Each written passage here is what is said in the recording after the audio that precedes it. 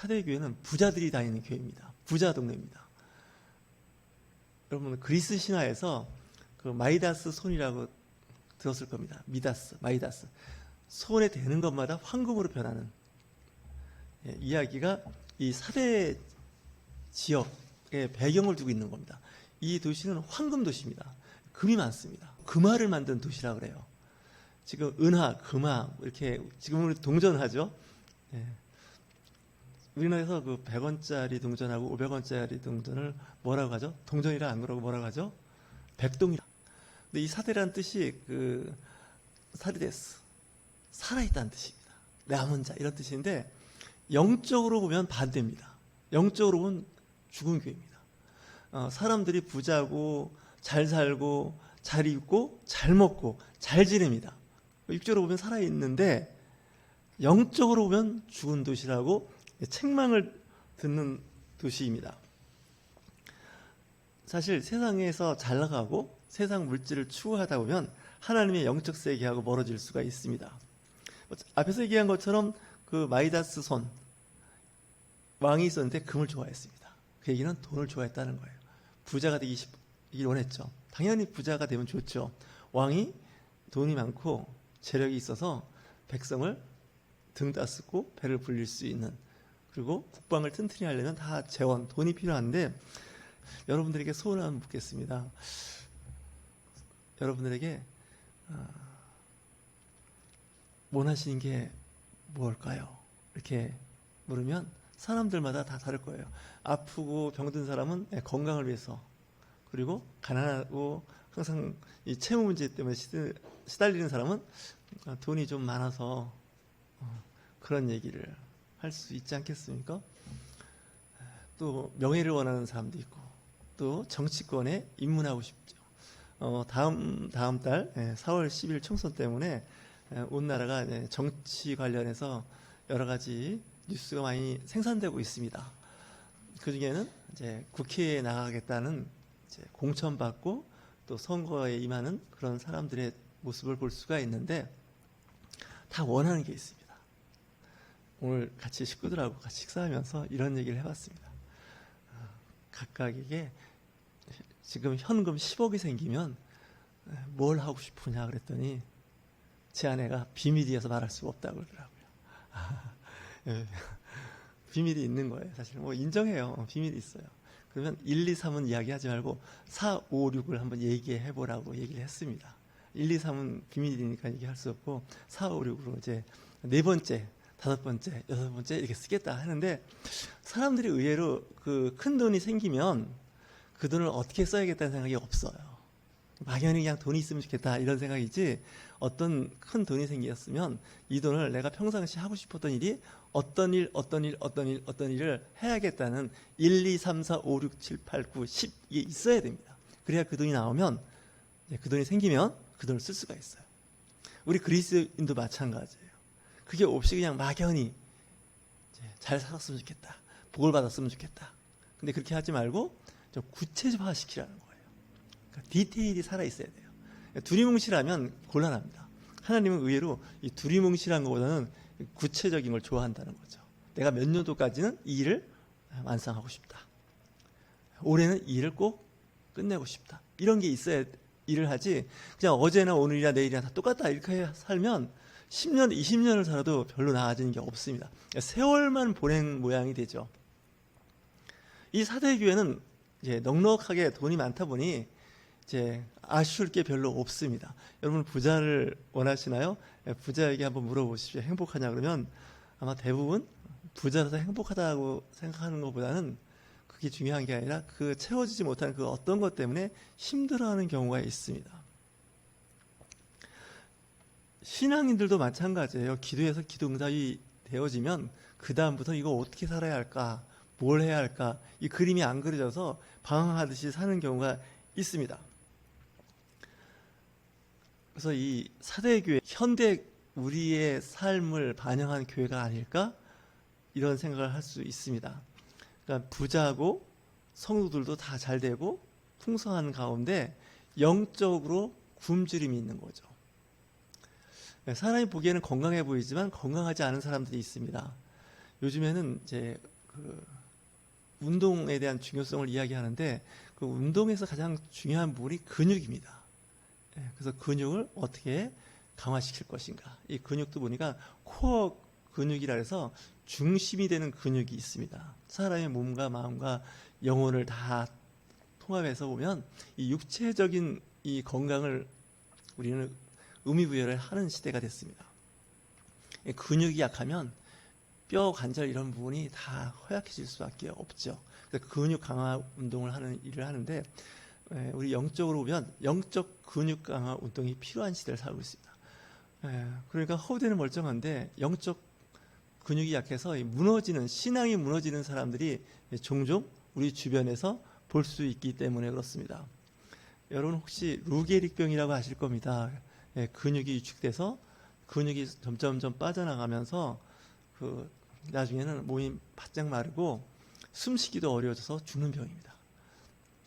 지난 세기에 미국의 그 야구 선수 루게릭이라는 사람이 병을 앓았기 때문에 이 근위축병 영어로 ALS 약자로 쓰는데 그걸 이제 루게릭병이라고 하는데 그 근육이 서서히 빠져나가면서 이제 움직일 수가 없죠.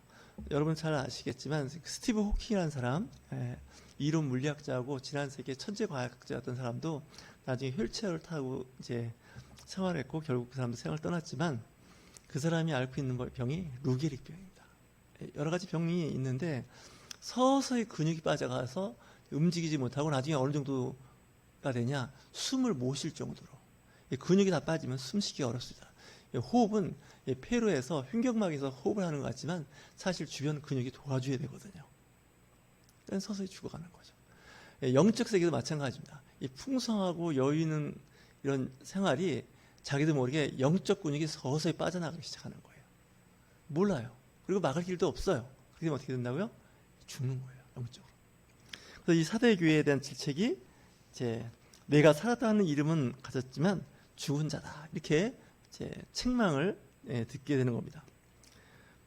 그래서 하지만 그래도 그 4절 이하에 가면 이 죽어가는 도시 그곳에도 보니까 그 옷을 더럽히지 아니한 몇 사람이 내게 있어 흰 옷을 입고 나와 함께 다니리니 그들은 합당한 자인 연고라 이렇게 됐습니다.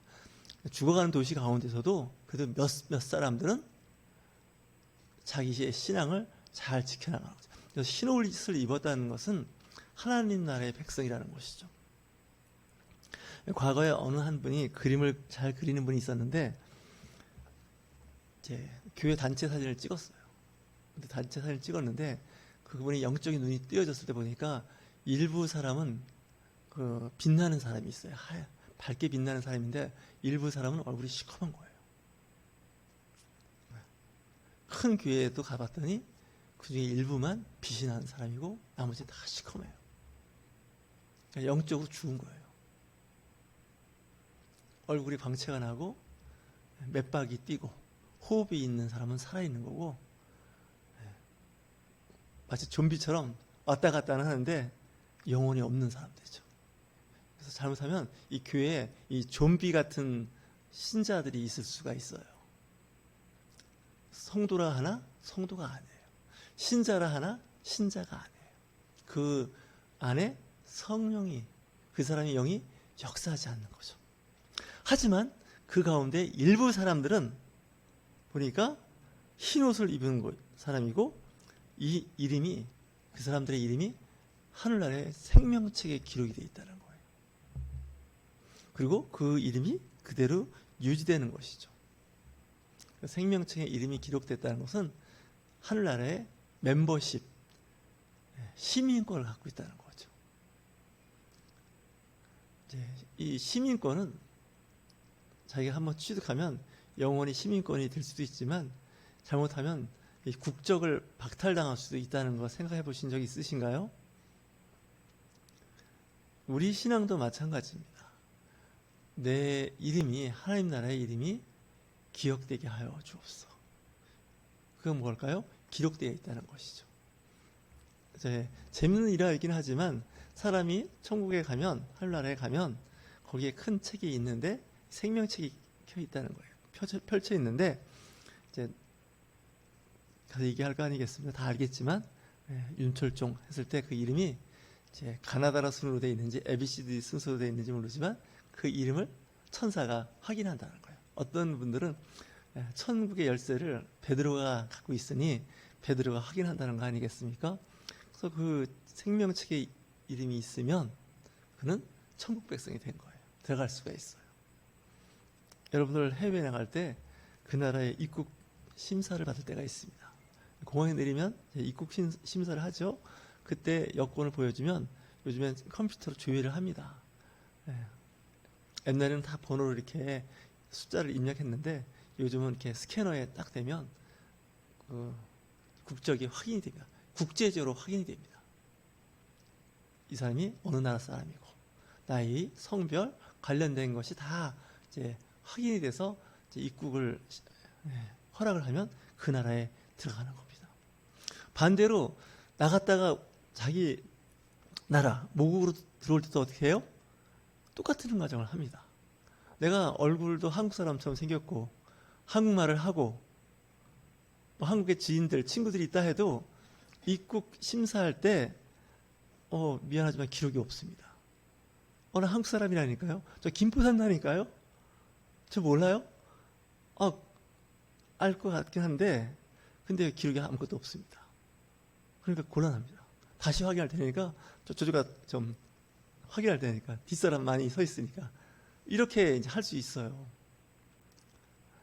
신앙생활 할 때 정말 잘하지 않으면 이 사대교회에서 벌어지는 일들이 있습니다. 이 교회 분명히 죽은 교회예요. 세상적으로는 잘 나가요. 명예도 있고 권력도 있고 부도 있는데 문제는 뭐냐? 영혼이 죽은 거예요. 영적 세계에서는 영적인 걸 확인하거든요. 육적인 걸 확인하는 것이 아니라. 여러분 천국에 갔을 때도 학교는 어디 졸업했고 지참금은 얼마나 있고 뭐 이런 거 갖고 얘기하겠습니까? 천국에서? 아무 소용없습니다. 이건 이 땅에서 이제 평가받는 거고 천국에 가면 그게 의미가 없다는 거예요. 그러니까 천국 백성이 됐다는 것은 천국에 들어갈 수 있는 자격을 갖췄다는 거예요. 그것은 주 예수 그리스도인들이 가는 거고요. 그리스도인으로서 낸 사람이 가는 거 아니겠습니까? 여기 보니까 이제 몇몇 사람들이 흰 옷을 입고 있다 그러는데 구약 성경으로 가면 엘리야라는 선지자가 있었죠. 그가 그 아합 왕과 그 부인 때문에 아주 정말 어려움이 많았습니다. 그때 나 혼자 고전분투하는 것 같았었는데 하나님께서 말씀하시죠. 바알 신에 무릎 꿇지 않은 선지자, 영적 리더를 7,000명이나 내가 숨겨놨다는 거예요. 아무리 세상이 어둡고 힘들고 해도 정말 순결한 사람들이 남아있음을 이야기하고 있는 겁니다. 제가 어릴 때 종이컵이 있었어요. 그때도 종이컵이 있었는데 이 종이컵 위에 물을 담는다는 건 지금은 아무렇지도 않은데 그 당시에는 참 신기했어요. 종이가 대부분 물을 흡수하잖아요. 그러니까 이 종이에 물을 담는다는 건 있을 수가 없는데 그 당시 이 기름종이라는 게 있었습니다. 이 기름종이는 물에 들어가도 젖지 않습니다. 기름 같은 그 막으로 코팅이 되어 있는 거죠. 그래서 이 기름종이는 더럽혀지지도 않아요. 설사 좀 더럽혀져서도 물로 씻으면 깨끗하게 씻깁니다. 하지만 이 그냥 종이는 물에 들어가면 물을 흡수해버리고 뭐 흙 같은 거 이렇게 묻으면 안 지워져요. 그러니까 이 시대 그리스도인들이 살아가는 것도 이 기름종이 같은 삶을 살아야 돼요. 내가 세상에 있어요. 때로는 뭐 때도 묻고 흙도 묻어요. 하지만 씻겨 나가요. 하지만 종이가 이제 물 먹는 종이로 된 그런 신앙생활하는 사람들은 자꾸 세상에 물들어 버려요. 그리고 나중에 종이가 찢어지거나 구멍이 나거나 그 기능을 할 수 없게 되지 않겠습니까? 이 사대교회에서 특징이 그거죠. 그 물에 젖지 않는 그 기름종이처럼 흰 옷을 입은 그리고 생명책에 기록된 사람에 대해서는 내 아버지 앞과 그의 천사들 앞에서 이 사람들은 내 사람입니다 라고 인정한다는 거죠. 그러면서 마지막에 이런 말씀을 하시죠. 귀 있는 자는 성령이 교회들에게 하시는 말씀을 들을지어다. 사대교회에 하는 거죠. 하나님의 성령, 하나님의 영이 교회, 우리가 교회 아니겠습니까? 각각의 사람들에게 하는 이야기가 있는데 그 이야기를 들을지어다. 듣지 못하는 사람은 교회 안 옵니다. 오라고 해도. 왜냐면 성령의 사람이 아니니까 그렇죠. 여러분 전기를 생각하신다면 이 전기는 구리 같은 금속선에 잘 흐르죠. 당연한 거 아니겠습니까? 전도체라고 하는 구리나 은 같은 금속에 잘 이 전류가 흐르는데 만약에 나무나 풀 같은 데는 전기가 흐르지 않습니다. 그 얘기는 뭐냐면 전기가 흐를 수 있는 그런 금속이어야 되는데 요즘 우리 그리스도인들이 은이나 금이나 구리 같은 금속으로 되어 있으면 하나님 말씀에 그 영적인 이야기를 하면 그 줄을 타고 내 안에 들어오는데 그게 안 되면 절연체처럼 통하지가 않는 거죠. 다시 얘기해서 영적인 사람은 영적인 얘기를 알아듣는다는 거예요. 근데 영적이지 않은 사람들은 영적인 얘기를 못 알아들어요. 동물들하고 대화를 할 때도 마찬가지 아니겠습니까? 동물들끼리는 자기들이 소통할 줄 알아요. 그들의 언어가 있어요. 근데 그 동물을 띄워놓고 안에 밑으로 갔을 때 다른 동물하고는 소통을 못합니다. 왜냐하면 쓰는 언어가 다르다는 거죠. 이 세상에 많은 사람들이 있지만 이 영적인 이야기를 할 때 그 영적인 이야기가 통하는 사람이 있어요. 근데 영적인 얘기를 해도 못 알아듣는 사람들이 있어요. 경험해 보셨을 거예요. 아직 때가 되지 않았는지 아니면 하나님께서 영적인 눈과 영적인 귀가 열리게 하지 않으셨는지 아직 몰라요. 하지만 지금은 영적인 사람이 아닌 거죠. 영적인 사람이 되려면 어떻게 하느냐? 하나님의 말씀을 듣고 말씀을 읽고 그 말씀을 깨닫는 거예요. 그리고 말씀대로 살려고 노력하고 하나님을 알려고 노력하는 거죠. 그렇게 되면 하나님과의 관계가 이제 개선되는 거죠. 그래서 하나님께서 하시는 말씀을 알아듣는 거죠. 그리고 알아듣고 그 말씀을 들으려고 노력을 하겠죠. 사람도 보면 어린아이 같은 경우는 이야기를 해도 잘 못 알아듣습니다. 알아들어도 그걸 실천하는 얘기가 안 돼요. 하지만 아이가 성장하고 성장하면서 그 말귀를 알아듣고 그 말씀을 이제 행동으로 옮기게 되죠. 영적 세계도 마찬가지입니다. 처음에 시작할 때는 잘 모릅니다. 무슨 말인지도 모르겠고 그렇게 하지만 시간이 지나면 그 말을 알아듣기 시작하는 거죠. 기다려줄 필요도 있고요. 때로는 시간이 많지 않다 싶으면 그 얘기를 자꾸 이야기해서 그 일이 잘 되어질 수 있도록 이야기를 해야 됩니다. 지금 우리 현실이 이 사대교회처럼 살아있는 교회다, 뭐 생동하는 교회다, 뭐 샘물 같은 교회다 이렇게 얘기하지만 실제는 샘물도 안 나오고 살아있지도 않은 그런 교회인 거죠. 그 얘기는 뭐냐면 영적으로 잠들어 있고 영적으로 죽어 있다는 거죠. 저 여러분 이 시대에 그 중에도 몇몇 안 되는 흰옷을 입은 자로서 생명책에 기록된 자로서 사시는 저와 여러분이 되시길 주의 이름으로 축원합니다.